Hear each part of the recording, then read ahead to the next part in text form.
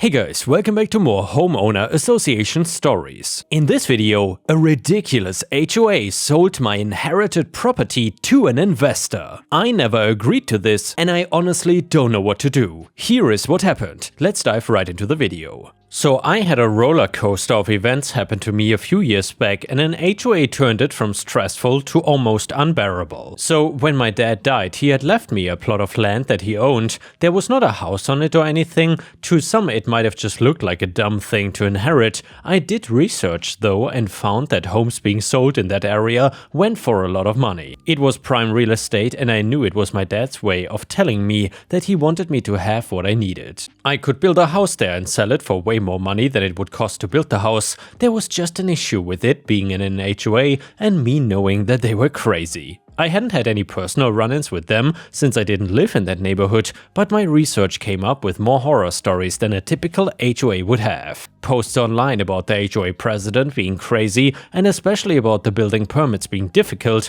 since that was the type of thing I was looking for. I got a good idea of him being crazy, but I had a plan and felt like it would be okay. So I designed for a living, and while I am not an architect, I was able to come up with some decent designs for a house that I could then give to an architect to turn into reality. When people are mourning, the last thing they need is more tragedy, but I guess whoever is looking after me did not get that memo and felt like I needed something else to worry about. I was abroad on business and driving my car when a truck blew through a red light and I got hit. Driver side collision, and I was lucky to come out of it alive. Although while in the hospital, I had some dark moments, thinking it would have been better and far less painful if I had not made it. Broken ribs, broken collarbone, broken nose from the airbag, whiplash, severe concussion, I could go on and on and on. The point was that I was in seriously bad shape and had a ton of surgery and rehab before I was able to leave the hospital and do a damn thing. This is not just about my accident, so I will spare the sob story and the gross details. That belongs in a different story and a different section of Reddit.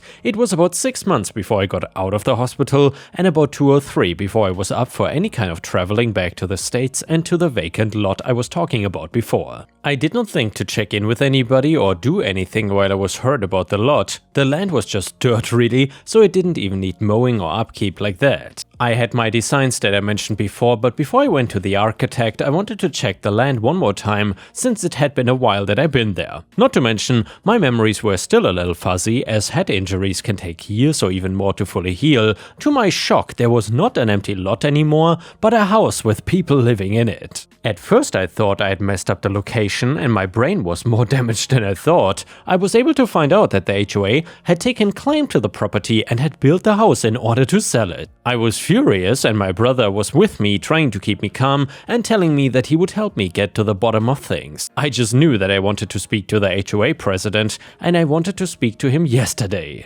We managed to kind of force our way into his little HOA office area and I told him that he had no right to build on my land and especially no right to sell my land. HOA, whoa, slow down there. You were gone and the land was a nuisance. We had the right to claim it under our bylaws because of that. Me, no, I don't care what your stupid bylaws say. I never signed anything and that property was mine to build on and sell if I chose to. You are nothing but a thief and I'm gonna make sure that everybody knows it. My brother had to basically drag me out of there because I got too worked up and hurt myself. We managed to dig things up about the property and found the name of the investor the HOA used for the property. It turns out they sold the property before it got flipped to some investor person, who we then learned was a friend of the HOA president, which is how he got it cheap. I had to find a lawyer because I knew that I was in over my head and a small connection between an investor and the HOA president was not gonna mean jack on its own. I told the lawyer everything that the HOA president had told me in hopes that there was something we could do to fight his claims, using me being in the hospital and in a bad state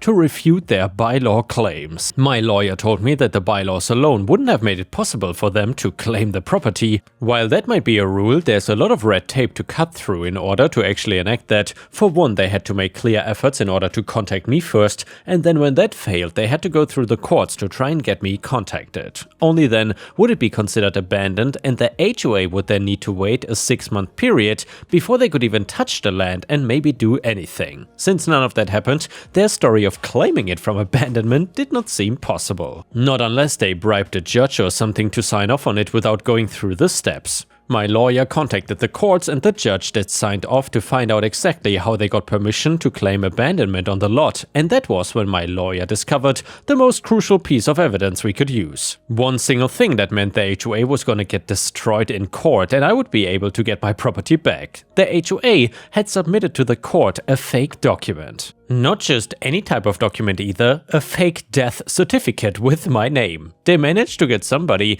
that forged a perfect-looking death certificate. They told the court that I was dead, and since I was abroad and nobody knew where I was, they believed it. My own house seemed abandoned as well, and if it was within that same HOA, I bet it would have been snatched up as well. Forging documents alone is a pretty bad crime, but forging them and then presenting them to a judge? That's a million times worse. The HOA president was gonna be buried over this one thing. My lawyer sent letters to the HOA and to the investor that bought the property. The one thing that made it slightly easier was that it was the investor and his family currently living on the property. We did not need to get some third person that didn't have a clue about any of this involved. The letters demanded that the sale be reversed and my property be restored to its previous state, or they were going to be sued for fraud, conspiracy and theft of property. He didn't let them know that we knew about the fake documents yet. Forgery would end up being a thing for criminal court anyway, so we got a letter back basically telling me to shove it and it was their property now. Claiming I was waiting until they did this to sue so I wouldn't have to pay the expense of building a house on the lot. We finally ended up deciding that this was not gonna get settled outside of court no matter what. The HOA president was far too stubborn, but we gave them a chance. We went ahead with the lawsuit and at this point had to send the HOA lawyers and the investor's lawyer the fact that we knew about the fake death certificate. During all that waiting, we had an expert look at it and show the small details proving that it was fake. My lawyer was sure at this point that they would back down because we had them in a corner and only a fool would want this to keep going in front of the judge. They must have been fools though, because they tried to defend themselves and blame the other person for being the one to do this, both wanting to come off as looking innocent. I don't know exactly how, maybe they were able to look through emails, but they found that both parties were aware of the fraud and forgery. I was compensated financially and the sale was forced to be reversed and the house demolished to restore my land to its original state. They were also both found guilty of conspiracy and forgery, which meant they now had criminal records. Both of their names were on the local papers and nobody trusted either of them now. Reputation was in the toilet and the HOA president did not have a great one to even start out with. The HOA was now also broke after having to pay for all the legal fees and giving me money. They were so broke that it flat out went bankrupt and had to dissolve into just memories. With the money I got, I could have used my designs like I planned and gotten an architect to build a house and sell it for a lot of money. To be totally honest though, I was just so tired of everything and didn't have the health for that. The land alone was worth a good amount of money, even without a house, so I just decided to sell the land as it was. I made a good profit. With the money from that and from the lawsuit, I was able to take much needed time off of working and focus on just getting myself back to as healthy as I could be. It's been a few years since this whole thing and I feel good and healed now. I don't regret anything I did, but I can bet that even to this day, that HOA president and his investor sure feel stupid. Edit: for those of you asking where this happened, I don't live in the United States, however, I am aware that most of these stories on the subreddit are USA focused. Let's just say I am from South America, but I'm not really comfortable sharing my exact location. And yeah guys, if you still enjoy the HOA stories, please don't forget to like the video, because that would be very much appreciated. The next one is a story from r/relationship advice. It is titled, I, male 35, found a condom wrapper in my wife's 34 female's car.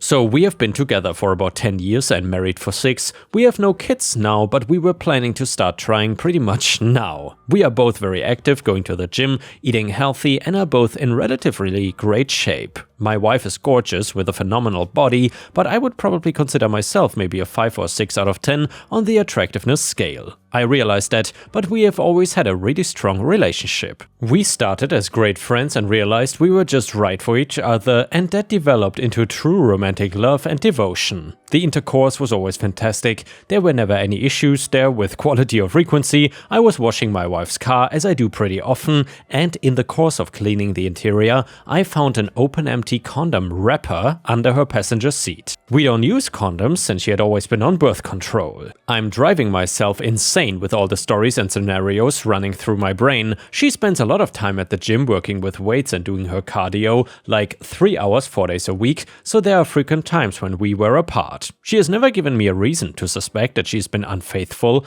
I know I have to confront her, but I'm scared to death of what might be the truth. She is my world and I cannot imagine starting a family with anyone else. I'm afraid I'm gonna break. My wife has never given me a reason to think that she has cheated before this. She has always been loving and affectionate, and we were looking forward to starting a family very soon. Some have speculated that kids coming soon may have led her to one last fling. I don't know, possibly. We are an open book to each other with our finances pretty much entirely tied up as one. She comes from a pretty upper middle class background and her parents are very comfortable. Meanwhile, I come from a home where my parents were fighting their own demons, and so I did not get a lot of attention growing up. Not a criticism, it was easy to get lost in the shuffle of my parents' problems. We are cordial, but not super close. I'm way closer to her family though, and I love her mom and dad and younger sister. Financially we are fine. Together we make about $150,000 per year. She makes $60K as a law firm assistant, and I make $90K as an auto technician. We own a house together that we were able to purchase with a down payment from her family. If worst comes to worst, I have no interest in fighting for that money. It is theirs and they can have it back if we end up selling the house. Some have commented about the amount of time she's at the gym. We go to separate gyms. She gets off work at 4 and goes straight to the gym, where she does a class and then works out with weights and the cardio on the treadmill. I was never suspicious of the time she spends there. By the time she gets home, I'm already there, and she jumps directly in the shower, and then we make dinner together and hang out.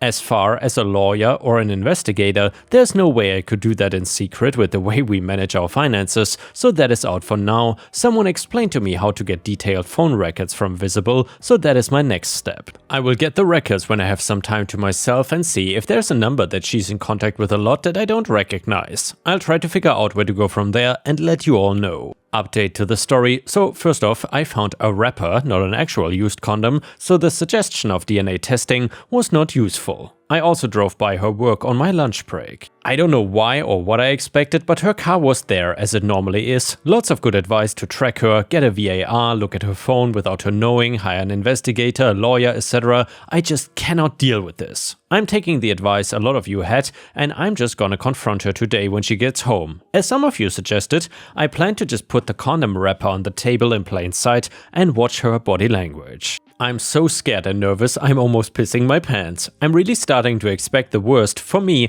if she cheated, there's zero chance we will stay married, absolutely zero. I don't care what excuses or reasons or whatever she has, I'm 100% done. No therapy, no counseling, just nothing. I cannot believe I am typing this, it makes it seem real. I cannot imagine her doing it with some other guy or guys. That is an image I could never get out of my head for the rest of my life. As far as assets, we don't have a lot. We have a pretty nice house that her dad helped us pay for. I'm happy to let her have it with my fair share and paying back her father. Otherwise, it's BS like 2 cars, some furniture and some decent savings that we both contributed, so I'm willing to split it 50-50. The thought of divorce is burning a pit in my gut. I will post again after I confront her. Either way, I think this thing comes to a conclusion tonight. Mini update. Okay, instead of sitting here pissing my pants, I wanted to just type a few more things to keep busy. I'm sitting here trying to find any other reason to doubt her. The wrapper, it was fairly pristine, not something stuck on a shoe or sitting in a parking lot. Dashcam, yes, I've checked the dashcam footage, but nothing suspicious or out of the ordinary. Commutes to work, gym, home, maybe a stop or two for typical errands. Grocery store, cleaners, zero suspicious activity, but she knows that there's a dashcam too, so who knows. Maybe she's just being really careful. The car, yes, we bought it used 2 years ago, is a 2018 Infiniti Q60 Coupe. It had an extremely small backseat. I cannot imagine having intercourse there, but who knows what motivated people might be capable of. I clean and vacuum it at least once a month, so there's zero chance it has been there the whole time. Ironically, we usually wash the cars together, but this time I happen to be doing it alone. Had she been there, this whole thing would probably be over now. Our current state of relationship, it's really strong as far as I know. She comes home, we share a glass of wine while we make dinner together, talk about our day, cuddle on the couch if we watch a show. We really have what anyone from the outside would be jealous for. No feelings of distance, no hiding of phone, and no drop-off in intercourse, which has always been and still is great. Her gym time, with as much as she does it, is really reasonable for her to spend 2.5 hours at the gym. I've gone with her before, I've seen her work out, it's pretty extensive and her body shows it. I'm so proud of how great she looks and how she takes such good care of herself and encourages me and cares about our health. I've never been suspicious about it, maybe foolishly. And yes, she comes home and showers right away, but she's typically sweaty and feels gross. She does not avoid me when she walks in. She will typically come over and greet me with a kiss on the lips and then hit the shower. If she was just having intercourse with a side piece, I think she would be more discreet. We spend almost all of our time together on the weekends. Go for a jog, date night, happy hours with friends, dinners with family, etc. She has a lot of girlfriends from work and they sometimes go out for a girls' night like once every 2 months, but again, nothing suspicious. I see the credit card charges, so I don't believe she's hiding anything, and her girlfriends are all awesome, and I love hanging out with them and their husbands, boyfriends, etc. I'm torn and getting nervous about talking to her tonight, but I gotta get this over with. This should be my final post on this topic. I took a lot of your advice and decided to just confront her tonight. So, update, my wife came home from the gym about 6:45 like always. I was sitting at the kitchen table alone, she came over, said hi, kissed me on the lips and went off to take a shower, pretty much like usual. Not gonna lie, when she came over to kiss me, I smelled really hard for any evidence of man's scents like cologne, soap, deodorant, sweat or anything, but I got nothing. As she showered, I sat by myself, a ball of anxiety and damn near chickened out. She got out of the shower and came into the kitchen, wet hair, sweats, t-shirt, looking beautiful as usual. She sat down like we always do and expect to chat about our day. She could see immediately something was wrong. She asked what is up. I mean, I was shaking and so nervous like you couldn't believe it. I have asked her, have you lent your car to anyone recently? She said no. Have you had any passengers in your car the last few weeks? She thought for a second and said no. I asked, has anyone besides you or me been in your car the last few weeks? She said no. What the hell is going on? I asked to see her phone. She looked at me weird and said, okay, and just slid the phone to me across the table, no hesitation, and said, what the F is going on? I did not touch her phone, I took the condom wrapper out of my pocket and set it on the table. She looked at it but had no real visible reaction. I did not say a word. After a few seconds she said, what the hell is that? I said it's a condom wrapper. She said it's obviously a condom wrapper. What the F is a condom wrapper doing on our kitchen table? She was starting to get annoyed. She's either a really good actor or she sincerely had no idea what was happening. I told her I found it under her car seat while I was cleaning her car and she honestly looked dumbfounded. She said that she had no idea how it got there. She really seemed sincere and was starting to get concerned. She asked if I thought it was hers and I said, I'm not sure, is it? She said, you gotta be kidding me. You seriously think I'm screwing around on you? Are you crazy? What the hell is wrong with you? She took her phone and waved it at me and said, here, please look. Look at my phone, call my sister, who she shares everything with, call any of my friends. I'm not sure what you want me to say. We sat in silence, very uncomfortable for a minute or two. I didn't take my eyes off her, looking for any signs like a tear or something, and I said, what would you think if the roles were reversed? She admitted she would probably be suspicious, but would give me the benefit of the doubt. She literally went through every day the past couple of weeks where she went, who she was with, and what she was doing, trying to come up with any explanation. She finally remembered an after-work thing that they did for a friend of hers, a baby shower kind of thing at a restaurant after work, and one of the girls at her office was invited but couldn't go, and so she asked my wife to please take her gifts to the party. My wife said sure. They walked down to my wife's car to put the gifts in, and my wife's stuff was in the front passenger seat. As I said, the car she drives, the Infiniti Q60, has a tiny backseat and access to that backseat is ridiculously difficult. As her friend was putting the gifts in, she spilled her purse all over the floor behind the passenger seat. That was the only possibility she could think of. As I sat there, she insisted we call that friend immediately,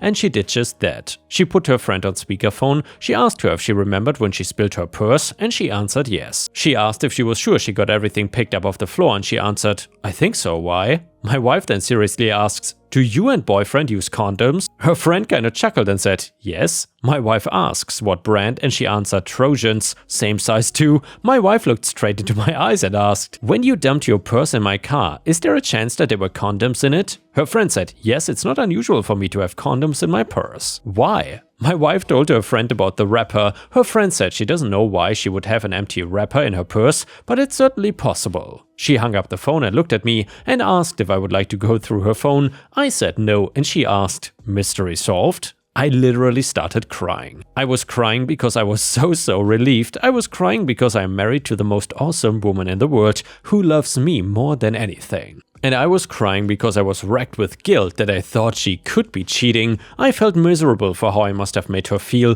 My incredible wife took it so well though. She hit me with her dish towel and said, "Jesus, I cannot believe you could think I would cheat on you." But she admitted again she may have felt the same in my shoes. She even laughed a little and said it was kind of cute that I was so jealous and nervous about asking her about it. We decided to have our glass of wine and go out for dinner. At dinner we talked about how excited we were to start trying for a baby. I'm 1000, or I guess 100,000% sure she is telling the truth. I know her like nobody else. I know her body language, I know her voice, and how it sounds when she is stressed or hiding something. There was none of that. I hope none of you have to go through this, but thanks for all the well wishes. I will probably let my wife read this thread at some point, but not while it is so fresh. Plus she will probably rip me for going to Reddit for advice. So all is good, really good. Have a great life, everyone. And the next one is a funny little petty revenge story to end the video. It is titled "The Last Time They Parked in My Spot." Several years ago, when I moved into my first apartment, I was assigned my own parking spot that I had zero issues parking in for the first few months. Fast forward about 6 months and I had new neighbors move in with both their hoopties and all was great. And by the way guys, I have no idea what a hoopty is, but I guess it's like a old crappy car or something. Anyway, suddenly they start parking in my spot as well as their own, and then it turned into parking in my spot and one of the closer spots closest to their apartment, leaving their spot empty. After speaking with them a couple of times and them ignoring me and finally telling me they were not gonna stop, I came home to them parked in my spot again and decided to get revenge. I ran up to my apartment and printed out the nastiest picture I could find of a lady's private parts with a very bad outbreak and typed in big bold font, "I have herpes," and taped it to her license plate. Her car was backed in and I knew when she left for work in the morning that she would not see it and drive all the way to work with it on her car. Well, it turns out she also liked to park front and center at work and everyone saw it as they were going into work as well, and she was hysterical when she found out it was on there. Neighbors told me she was asking people if they saw who did it, but she never bothered to ask me. Thankfully, that was the last time she ever parked in my spot for the remaining few months I lived at the complex. And yeah guys, I guess this is not a FAFO situation, this is a PAFO, park around and find out situation. Thank you so much for watching, I will see you again tomorrow.